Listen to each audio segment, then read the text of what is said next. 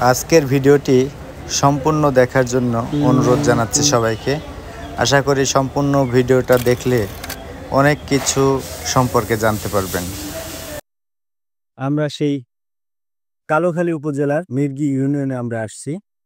যেটা দেখতে পাচ্ছেন হেলেঞ্চা গ্রামের পেঁয়াজ।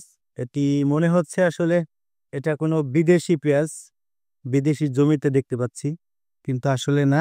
যিনি চাষ করেছেন তিনি আমাদের ক্যামেরার সামনেই বসে আছেন। তিনি এই জমিটা চাষ করেছেন। আসলে সম্পূর্ণ জায়গাতে পেঁয়াজের সাইজটা একই রকম। ভাই, আপনাদের কাছে একটু শুনতে চাচ্ছি, আসলে এটা কি বাংলাদেশের মাটি নাকি অন্য দেশ? বাংলাদেশের মাঠে যে পেঁয়াজটা দেখতেছি এটা কি আসলে আমাদের দেশে উৎপাদন সম্ভব? 100% সম্ভব। আচ্ছা, আপনি একটু এই চাষাবাদ পদ্ধতিটা যারা কৃষক আছেন তাদের উদ্দেশ্যে যদি আপনি এই চাষাবাদ কৌশলটা একটু বলতেন। বিসমিল্লাহির রহমানির রহিম।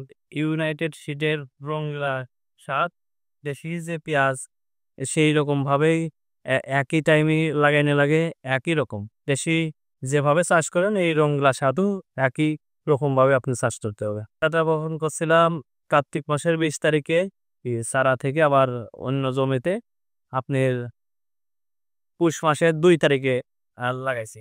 কতদিন চারাটা বীজতলায় রেখেছেন? রাখছিলাম আপনার 42 দিন। তার পরবর্তী চাষ পদ্ধতি একটা একটু জানতে চাই। চাষ আপনার এমনি দেশি পেঁয়াজ যেভাবে সেই রকম একই সিস্টেম।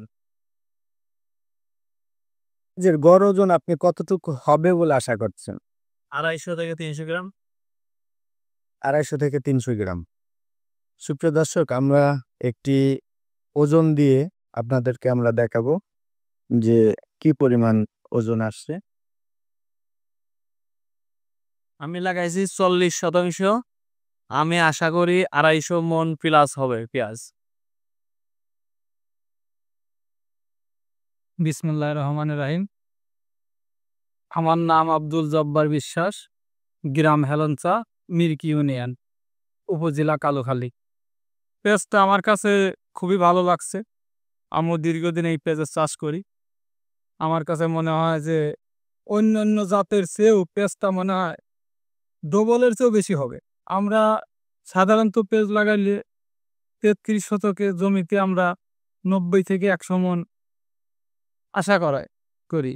আর এই রঙ্গিলা 7 আপনার 33 শতকে 200 মন প্লাস এরকম ফলন আসবে।